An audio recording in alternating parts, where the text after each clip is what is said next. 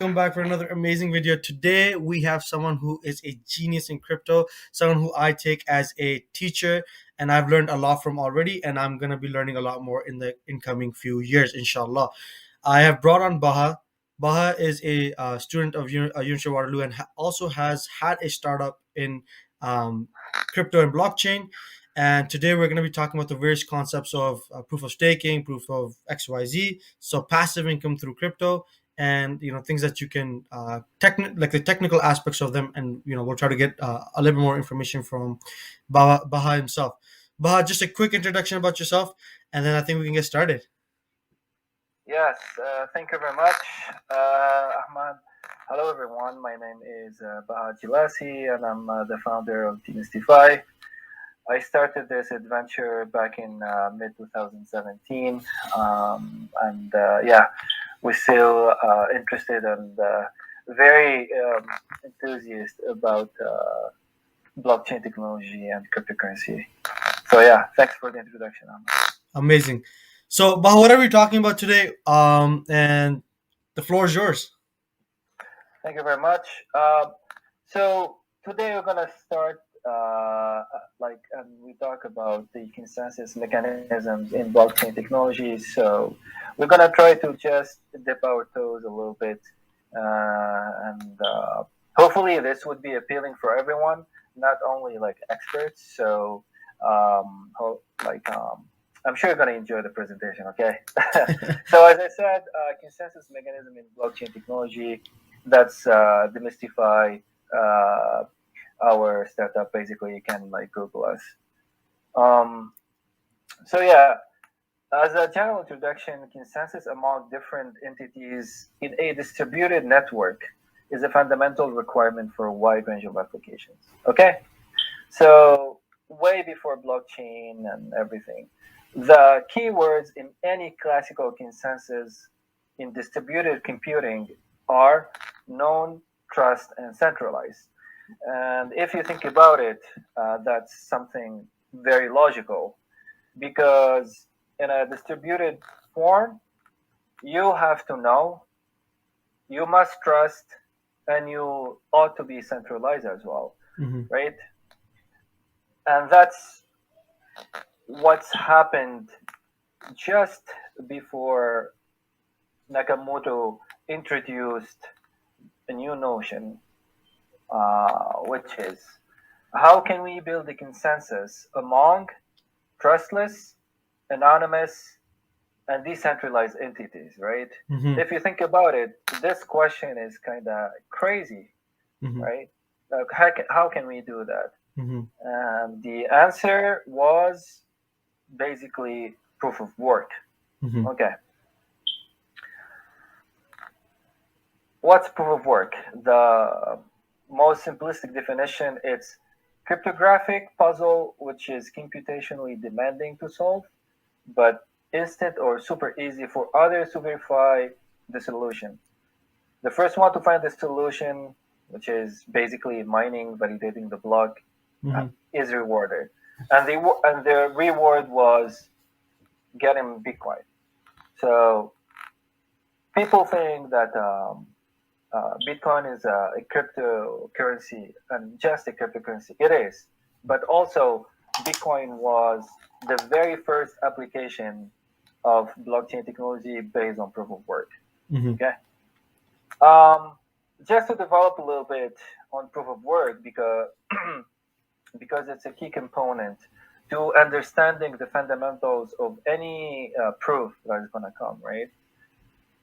If we take three people, okay, A, B, C, and we all give them the same lock. You know, the simple, very simple lock combination, that like a three-digit lock, basically, right? And you tell them, okay, please find the combination and unlock the lock, right? So what would you do, Ahmed? Like, what would you do? The very basic thing. Go to each one of them, trial and error, and try to figure it out. Exactly. So somebody who's very methodical would do what? 000, boom, try to unlock, right? Yeah. And then 001, try to unlock, 002, try to unlock, and so on and so forth. and that's by brute force, and that's what the proof of work algorithm is. Mm-hmm. So the key here is the three entities they have the same lock, so basically it's the same combination, and then you go through it, and the fastest basically who's is going to figure out, right? Mm-hmm. And as soon as entity, let's say B, finds the solution to the lock, boom, and it's unlocked, Mm-hmm.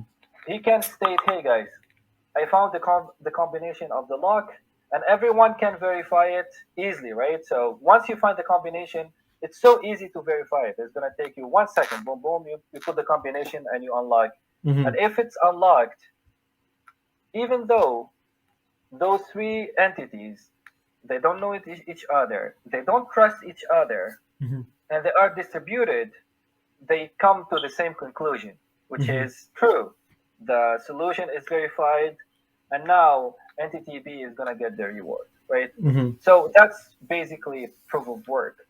It's a puzzle or a number that you have to find that is going to be demanding a little bit. Computation is demanding, but super easy to verify. Mm-hmm. And I don't know, but before, in the early days of Bitcoin, actually people were using their computers to mine, which Yeah. is When to it was find possible the to. solution. But now it's like with the computer, yeah, theoretically you can find it, but what? Like it's gonna take you millions of years to to Yeah. maybe compete and find a solution, which is gonna be almost impossible Mm-hmm. because you have every 10 minutes basically every 10 minutes the puzzle changes. So yeah, good luck with the computer to compete with farms and thousands of ASICs and whatnot doing Mm-hmm. now the job, right? Mm-hmm. So yeah, so that's a proof of work. If you have any question, you can ask. No, I think you were pretty clear on that. That we talk about the various aspects of it. Yeah, no real Great, questions. great. So that's the basic definition, Mm-hmm. and I put here the simplest example of proof of work, right? The Mm-hmm. block there. Yep. So this looks very appealing at Mm-hmm. first, because as I said, we were mining and finding those blocks just using like normal computers at home. Mm-hmm. But then, of course, human nature, greed. So people started stacking like more and more power, right? Mm-hmm. So we went from desktop computers, even laptops, to FPGAs, Mm-hmm. to a rack of FPGAs, Mm-hmm. to ASICs, and then 8 ASICs, and then thousands of ASICs, Mm-hmm. which took basically the hash rate exponentially, right? Yeah. If you just see like in 10 years, the hash rate between 2009 and 2019, Mm-hmm. and this is not the most updated version of it, Mm-hmm. but just an example, you can see the exponential behavior here because, as I said, people started just putting more and more to do basically the same job. Mm-hmm. And yeah, it's another argument, philosophical. Yeah, it makes the blockchain more safe and more secure because to hack it you need to match half of that hash rate, so 51% of it Mm-hmm. at least to Mm-hmm. hack the blockchain. Mm-hmm. But yeah, it's an argument for another day. So one Bitcoin transaction consumes as much energy as your house basically uses in a week. Wow. Yeah, and now the hash rate is so big that it consumes more than few countries in the world, like small countries, but it consumes more electricity than few countries in the world, That's right? crazy. Yeah. Oh yeah, it is. So mm, the normal behavior after we come to this conclusion is, okay, can we better this? Can we still guarantee a functionality and make the trustless nature of the this distributed entities work, right? Mm-hmm. And people actually years ago asked this question, and they came up with solution. Mm-hmm. So what if we migrate from proof of work to something that can do the same job but consumes less electricity? And then we thought, or people thought about proof of stake, right? Yeah. Yeah. Yeah. So a proof of stake, it's self-explanatory, because proof of work, it is explanatory in terms of work, like there's a work done, there's a computational power done. But proof of Mm-hmm. stake is kind of also tricky. Yeah. Uh, so it's a concept that one can mine or validate block transactions according to how many coins one holds. So Mm-hmm. how much one person is taken, right? Mm-hmm. So basically, if we want to talk about the abstract of it, Mm-hmm. before, as an entity, I would offer computational power, right? Basically energy, right? Because Mm-hmm. at the end of the day, it's energy, it's electricity. Mm-hmm. But now, one would offer stakes. One would offer how much staken into, to validate or to mine the new block, basically, right? Mm-hmm. So if we go for an analogy, this is very nice by Block Geeks, basically. Mm-hmm. So here you can see proof of work versus proof of stake. To add each block, the miners would solve a difficult puzzle. Mm-hmm. But here, almost, when you say there is no competition, it's basically not very accurate Mm-hmm. in terms of the competition exists because you can compete on how much you stake. But when they say there is no competition, that means it's like uh, there is no basically energy consumed, or Mm-hmm. there is no algorithm, right? Yeah. Yeah. So the algorithm that would choose who's gonna create or mine the next block is not the one run it that the miners would run to find the solution in proof of work, but Mm-hmm. rather the staking algorithm itself. Mm-hmm. So here at this point, you can tell me, yeah, but we can do this in proof of stake, because proof of work is super easy. The Mm-hmm. fastest, the strongest, the first who finds the solution gets the reward, right? Mm-hmm. But here, proof of stake, the validation or the mining of the block transaction is based on how many coins one holds, right? Mm-hmm. So you can tell me, well, if I'm the richest, if I have, let's say, in any blockchain, if I own, let's say, 60% of all the coins, right? Mm-hmm. And the algorithm would choose basically the wallet or the miner with the most coins to mine or to mint every time. So they're gonna get the reward, that particular entity, and I have 60%. So I'll be mining and minting the whole time, right? So I will have, I will gain the reward every time, Mm-hmm. right? Mm-hmm. Because everyone else, if I have 60%, so if there is only one another entity, they're gonna have 40% of the coins. If I own 60%, Mm-hmm. right? Mm-hmm. But so and that's the best case scenario, right? Mm-hmm. So here people propose different algorithms for different scenarios. That's why we have so many algorithms in proof of stake. Mm-hmm. It's just the idea, okay, we're going to use staking instead of the computational power. But the proof of work is way easier to implement. At least it's straightforward compared to proof of stake, Mm-hmm. Mm-hmm. because you can have so many variations in proof of stake, Mm-hmm. right? So yeah, with the comparison again, is the same. In order to add malicious blocks, all you need is to compute to be more powerful than 51% of the network. I Mm-hmm. was talking about that a little bit. And the same here, it's 51% as well in proof of stake. Mm-hmm. Could you go into details about this, like the concept of, because I know a lot of people know that staking is pretty much putting up your tokens, and there is a potential of you losing due to slashing or something's friction of the technology. You can still lose your staking income. What does this 51% mean? What does it mean by malicious?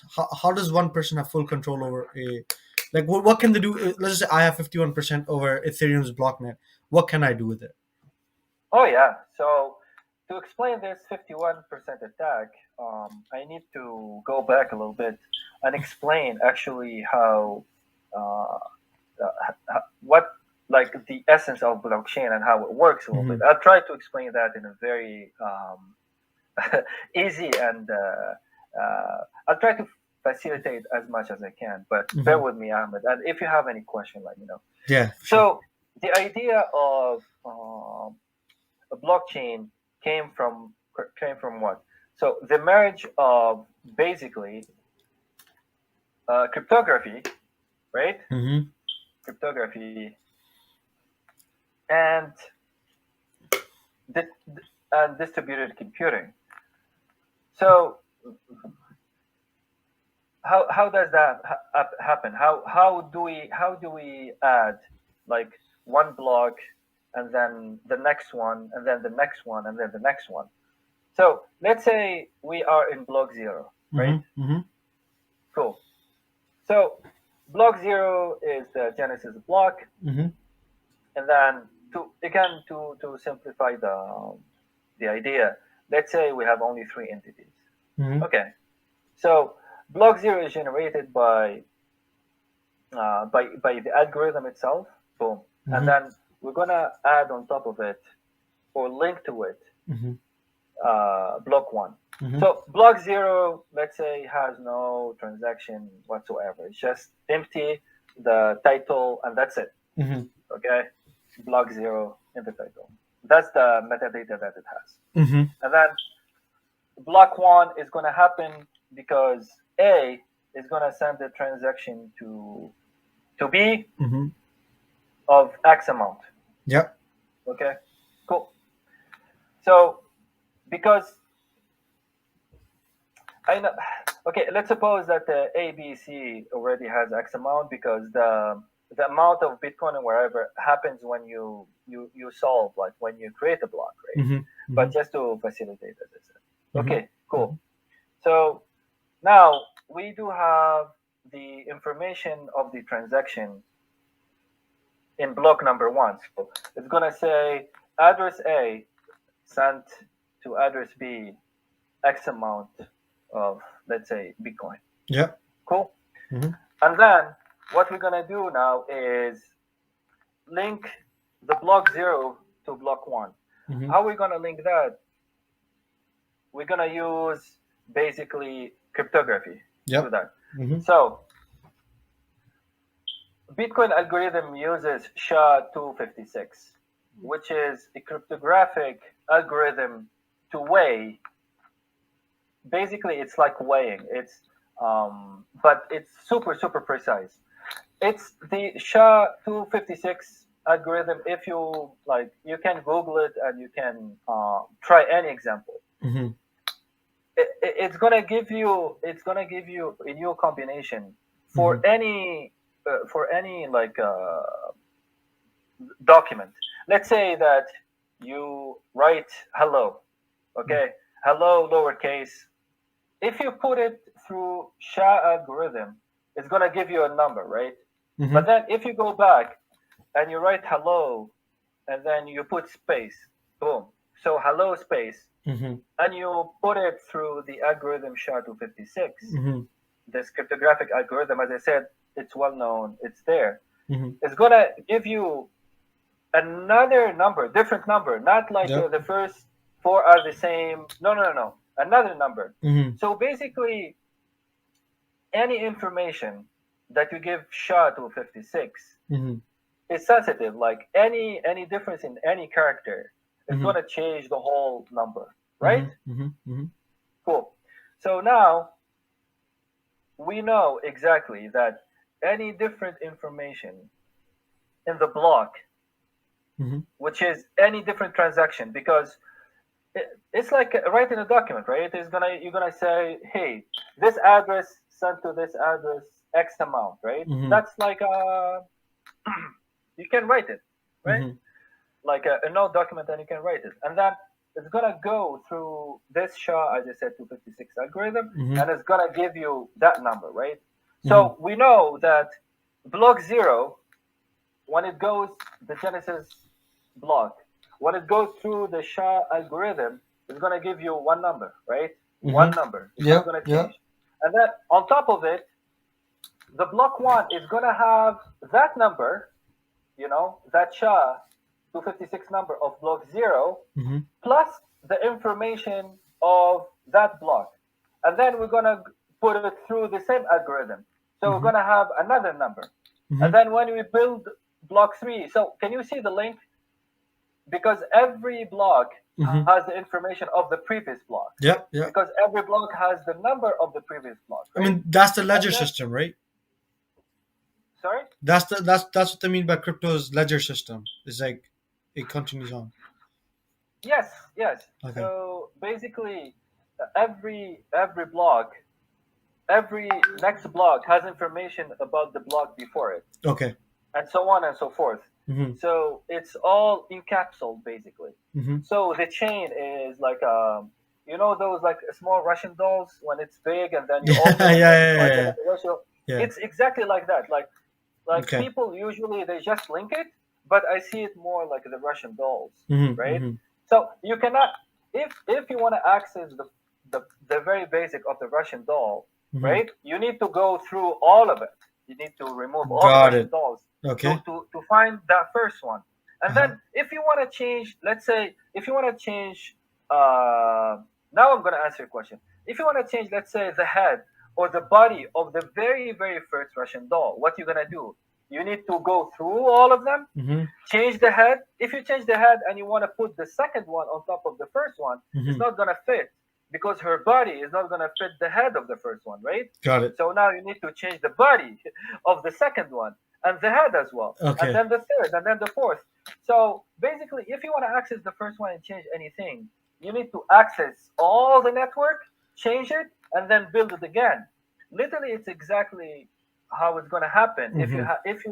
If you want to change any information, any transaction Mm-hmm. in block number 2, you need to change block number 1 and Genesis block, because every time you need to generate a new SHA and then send it to the next one, right? Mm-hmm. Mm-hmm. So imagine that we have 1,000 blocks. Okay. Okay. Now I want to change an information in block number 10. Okay. Okay. So what did we say? Changing information in block number 10, meaning that I'm gonna either double spend or create like a transaction, or creating transaction, meaning I can send from address 1 to address 2, as I said. Instead of sending 10 BTC, 10 Bitcoin, I can change it to 1,000, right? Mm-hmm. And in that Oh. case, I'm gonna own 1,000. That's Okay. what an attack means, Okay. Uh-huh. right? Uh-huh. But to do that, you need to have the power to basically change every block and then build it again, right? Got it. Because if you are in block number 1,000 Mm-hmm. and you go back to block number 3, so you need a hash rate to be able to build it again. Mm-hmm. How can you build it again? That meaning you're gonna mine again, right? Mm-hmm. Build it again, build the next block, meaning mine again, right? Mm-hmm. And to mine again, Uh-huh. you need to be the first one again. You need to be the first one every time. You Uh-huh. cannot be only the first one when you build from block 3 to 4. We said 1,000. Mm-hmm. And then somebody else is going to build from what's supposed to be 4. But this is called forking, right? Mm-hmm. But the algorithm can find that you are trying to fork from the main chain, and then there are like techniques to basically keep the chain Mm-hmm. that has the most hash power, Mm-hmm. right? Mm-hmm. So this is theoretically possible, but practically almost impossible, Okay. because you need 51% of the power. And That's let's why just I'm say, saying. I do have 51% of the power. I want to understand where Oh, this 51%, and now I get exactly what you mean about corrupting and how you can take advantage from these transactions, from these ledgers. Like you can take from the fourth block, and you can say instead of $10, $1,000 were sent and not there. It was rather sent to me, and you can take advantage of that. But what's that 51%? Why 51%? Why not 10%? Why not 1%? yeah, because you can try, but you're gonna fail. With 10% of the hash rate, Okay. you cannot guarantee that you're gonna find. As we said, it's computational, right? Mm-hmm, It's mm-hmm, computational. So you have to guarantee that you can mine. We can find the solution for every block every time. You cannot guarantee that with 10% only. You cannot. You cannot. You cannot do it. mm-hmm, As I said, if you're lucky, maybe you can find one block or two, but you mm-hmm. cannot change 1,000 block, Yeah, right? yeah, yeah, And then the system is gonna shut you down right yeah. away Got it. because as I said, it's a trustless. So they make sure all the time that the blockchain that is gonna survive is the longest one with the Mm, most hash rate. mm-hmm, Because as I said, like there are cases where for like a couple of minutes or sometimes even longer, where you have not only one blockchain, you have mm-hmm, two. mm-hmm, Let's say after block 1000, mm-hmm. you can have actually two blocks of 1001. Okay. And then somebody builds 1002 Mm-hmm, from the right side, and the left side builds 1002, 1003, 1004, 1005. mm-hmm, So basically, the blockchain is going to regenerate itself and mm-hmm. choose the longest one, which is the one with the most hash rate done, right? Got it. And then if you have the 51%, you can control it. But Oh yeah, yeah, that's it's like theoretically. But practically, it'll kick you out. no, no, no. If you have Okay. 51%, you can do it practically. Oh, okay.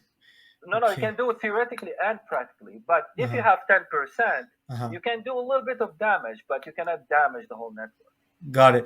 And because this is a little bit more like on a technical level, because I don't think anybody understands how they can manipulate the ledger unless if you know how to cryptographic and all that stuff. Is there somebody who's ever tried it? Do we have this as an active thing? Well, for for the big main ones, like the very well known ones, Mm-hmm. actually they did it, but in purpose for Ethereum. That Uh-huh. incident where a lot of Ethereum was stolen, Mm-hmm.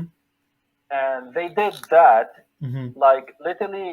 Um, that was an incident, and at that time, I think $30 million was still in worth of Ethereum, but that $30 million was a lot of money at that time. Yeah, I yeah. think it was back maybe 2014 or 15 or Okay. 16. I forgot, but yeah. So they eliminated like all the blocks that had the transaction of the stolen money, Mm-hmm. but in order to do that, the whole network agreed, and Vitalik was on top of it, and he said, "Okay, guys, we're gonna we're gonna." It's like literally, it's like going back in history and changing history. You know, Yeah. it's literally they built a time machine, Mm-hmm. they went back, changed the history to change the future. So a lot of people were actually mad about it. Mm-hmm. That's why Ethereum forked. The Ethereum Ah, that makes Classic, which sense. is classic, stayed, and they're like, no, we're not gonna try to touch anything. Mm-hmm. That happened, but it's like the law, like we need to respect the laws. If you say, okay, if we, if somebody was able to steal the money, and the transactions happened, and then we build into the network, and that's it. So we Mm-hmm. cannot change history, because if we change it once, Mm-hmm. why wouldn't we change it twice? Again. Oh, you Yeah. can say, oh, it's an exception because somebody stole so much money at that time. Yeah. I mean, it breaks away But the whole concept of decentralized, right? oh yeah, oh yeah. So as far as I know, that's the closest thing to being able to kind Wow. of. Uh. But that was willingly. That was Uh-huh. willingly changing the blockchain. Uh-huh. Uh-huh. So because you asked if somebody was able to change the blockchain, Mm-hmm. as far as I know, for the main ones, like the most famous ones, Mm-hmm. yeah, it happened, but that was done willingly in Ethereum. Yeah, I think that's pretty interesting. I'd probably have to do some research on that. Okay, cool. That answers a lot of my questions about this 51%. Let's continue. Let's see Cool. what's next. Yeah, sure. So yeah, now I made this during my time in 2017 when I was researching all the consensus. And actually, this document is in our white paper, and it took me a few months to find all these consensus. Wow. Oh It's yeah, it took me at least 3 4 months, and at that time, the best document would show you 10, 20, like not even 20, 10 consensus, uh-huh. but I was able to fetch, I think, 30 of it, Wow. of them at that time. Yeah, and then I classified them also based on, because in proof of work you have like subcategories. Uh-huh. Proof of stake, the most famous one, it has many subcategories as well. And then BFT, FPA, proof of POC can be anything, but uh, so I literally there are so many Yeah. that this is a proof of signature. So many. Yeah. But yeah, If I get this correct, until just because yeah, a lot of people don't know a lot of them, so I'm not going to go through all of them, but I just want to make people understand how big this world really is. So what we know about is yeah, Bitcoin, which is proof of mining or proof of work, which is POW at the top. You can see there. There's a yeah, POS, which is proof of staking, which is the other most popular thing. There's proof of coverage. There's proof of data. But those are like the main 4 or 5 that people know about, because of HNT is proof of coverage, proof of data is HOT, right? Or there's also proof of storage, which is Chia. I think Chia was proof of storage. yeah, many, Yeah, so yeah, there's about 5 or 6 that people know about, but you guys can see here, there's a lot more than that. And this is oh the yeah, reason why, when I was talking to Baha and I was learning from Baha the other day, I had asked him, "Hey, would you be able to come and like do a podcast on this?" So thank you. This is one of the main reasons why I wanted you on here, is to talk you're about these welcome. things. Yeah. Yeah. So if you get like a good feedback from this presentation, Hmm. because as I said, we're gonna just dip our toes.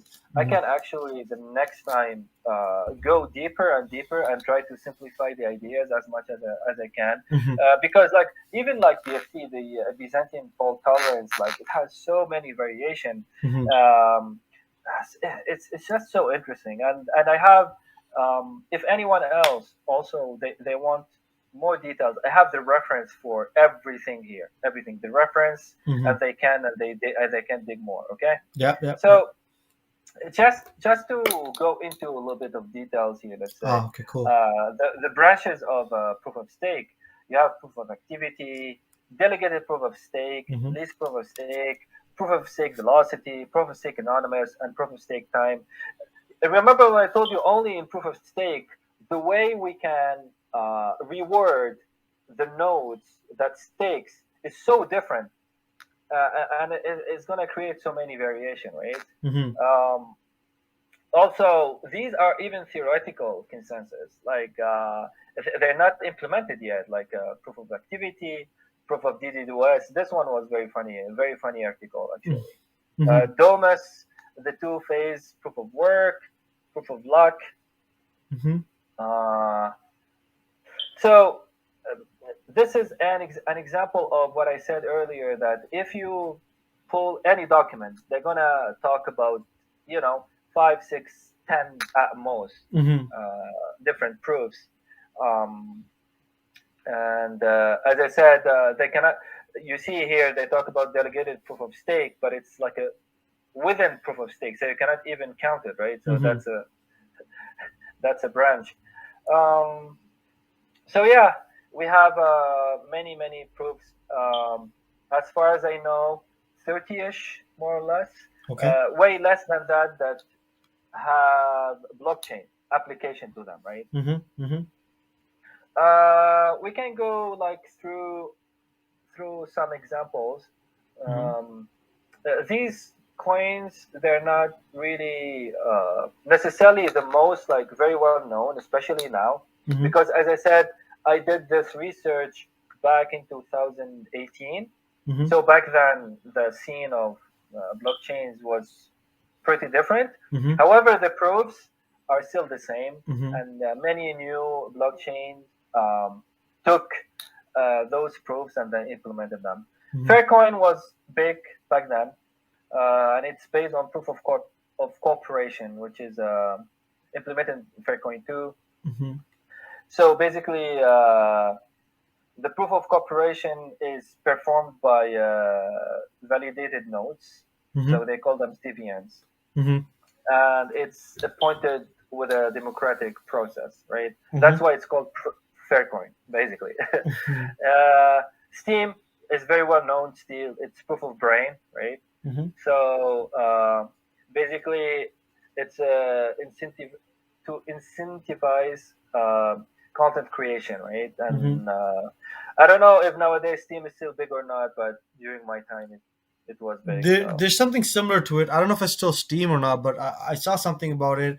I was actually thinking about making some YouTube content and stuff like that on there and seeing how that performs, but never got to it. But maybe there is still something there. yeah, so basically, the more you're like, let's say, active, the more you create, Mm-hmm.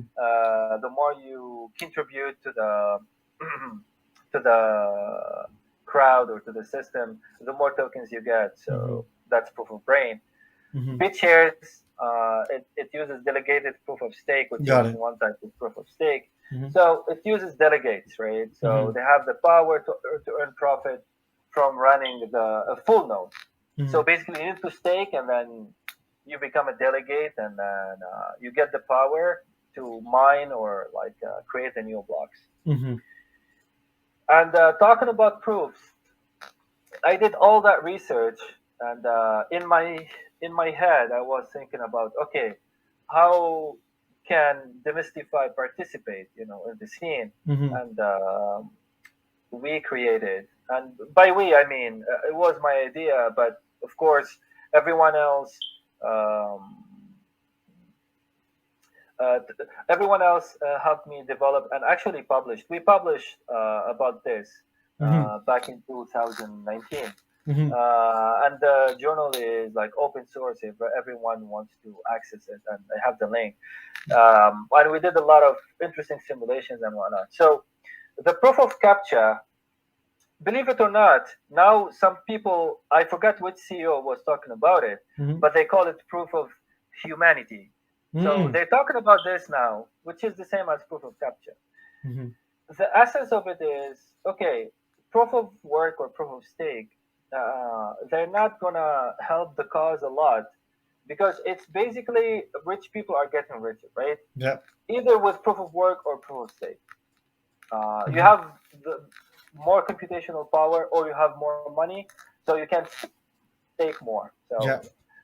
I wanted a little bit to level, to make us level again, like Mm-hmm. uh, kind of equal. Mm-hmm. I know it's idealistic, but that was my thing. Is like, okay, we need to make something against all that greed and to level up a little bit the Mm-hmm. competition. Mm-hmm. So it's a two-layer consensus, Mm-hmm. which theoretically can be built on an existing consensus. So the top layer is a cryptographic captcha. You know Mm-hmm. the captcha, like to check someone is human, the Google like captcha Mm-hmm. when Mm-hmm. you do it, Mm-hmm. right? Mm-hmm. So but you know what captcha means, right? Yeah. Okay, so it's a completely automated public Turing test, Mm-hmm. right? So basically, to tell human from machines. That's why they give all those like weird images, or like, oh, find where the light is, etc. Mm-hmm. And those like images of, let's say, letters or numbers, they're done in a way so even a bot, even a computer Mm-hmm. with the most advanced capabilities cannot basically have the right answer. That's Mm-hmm. why they're called captcha. Mm-hmm. And there are like few PhDs about cryptographic actually captcha, and Mm-hmm. I thought, why not incorporate that, so we can assure that a human is always present Yeah. to generate the new block. So instead of an Okay. algorithm, a bot, because Mm-hmm. if you assure that a human is always present in front of a computer, Mm-hmm. you cannot transform that and incorporate it in an ASIC, for instance, right? Mm-hmm. And now, actually, as I said, there is a tendency. Not, I wouldn't call it a tendency, but there is an idea to incorporate that. It's like proof of humanity. Mm-hmm. How can we make sure that the human is there? Therefore, we Mm-hmm. don't use extravagant computational power, Yeah. and that's the proof of captcha. Yeah. So yeah, I know it's as I said, idealistic, but yeah, we wanted to participate in the scene, right? With Yeah. some ideas. Maybe it's not gonna work today. Maybe not in 10 years. Maybe in like later on, Mm-hmm. and hopefully, it's gonna serve something good Yeah. I mean, to better like the whole ecosystem. it's a solution that I think can be used, and it seems to be pretty powerful when you think about it. Because as of right now, there's a lot of, as you said, rich people. They can buy farms, they can buy whatever they want, they can set up these bots, and they can do all the proof of staking, proof of mining, and all this stuff, and they keep making more money on it. But this is like someone who really wants to make income will be there, and usually rich people will not be in front of a computer all time long. So there's going to be a lot of solutions which are under the ethical field, or under the for the people, for the community field, that are would be interested in this for sure. Yeah, hopefully, Ahmed. Yeah. Yeah, I think that was my presentation. Um, it was kind of light and not too technical, I hope, for everyone. And that was the idea when we discussed this, like to present something Yes. appealing to the general public Hmm. and not go too deep. But as I said, I can go as deep as the demand wants, basically. Yeah, pretty much, guys. So Baha is really educated in this. It's one of the works that he did while his PhD was going on. So yeah, so this is something that we can take a lot of advantage of, and I want to thank Baha for his time, as always. Super informative, super, like, I know we've talked about this, but I learned so much even in this, just listening to you and watching this. So super thankful about that. And if, guys, you have any questions, or you do want us to go into more details, you do want us to talk about certain topics, the various proofs of, let us know in the comments below. I will also be linking, but if that's okay with you, your LinkedIn and all that stuff in the description. Are you Yeah, okay with sure. that? Yeah, and our website, as I said, Exactly. they can find the white paper there, and we have so many details and all the simulations. And next Fantastic. time I can expose that more too. Yeah, 100%. So I will be linking Bah's like LinkedIn, and also his this company's information in the description. Do check it out. Do read the white paper. Learn more about them. Learn more about the work that he's doing, and inshallah, it will bring a lot of value to you. It did to me, so that's why I'm bringing it to you guys. As always, Baha, any last few comments before I finish off the podcast? Oh no, thank you very much, and I would like to thank everyone. I hope that we were as brief and as informative as possible, and I hope to see you again soon, guys. Thank you. Phenomenal, phenomenal. Okay, guys, like, share, subscribe, all that fun stuff. Hit the bell notification icon, so you guys get notified as soon as I load any new videos. Check out my other social media, my um, TikTok, my Instagram. I'm gonna be releasing some really special content, about my what's going on in my personal life and career and all that stuff there.